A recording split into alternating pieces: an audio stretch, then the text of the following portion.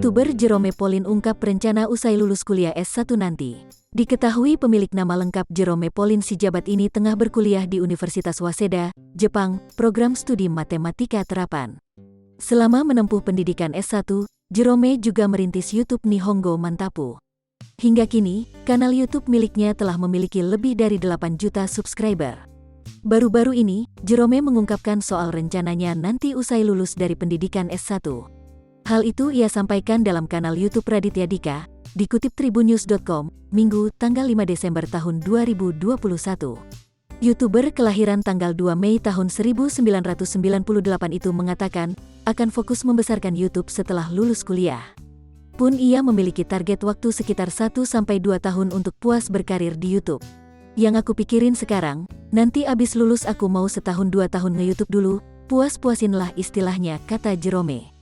Bahkan kemungkinan ia sudah tidak lagi berfokus menjadi YouTuber seperti sekarang. Lantaran, Jerome memilih untuk melanjutkan pendidikan S2-nya nanti. Terus udah, gue mungkin udah nggak fokus lagi jadi YouTuber, pungkas Jerome. Maksudnya kayak 1-2 tahun fokus banget gitu, terus gue mau S2, sambungnya.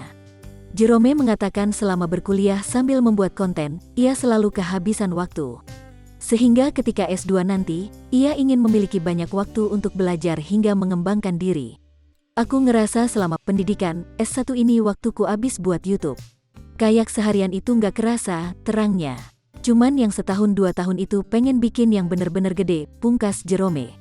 1-2 tahun di Jepang buat nge-YouTube, tapi nanti pengen bikin yang Indonesia juga. Tapi base-nya di Jepang, tutupnya.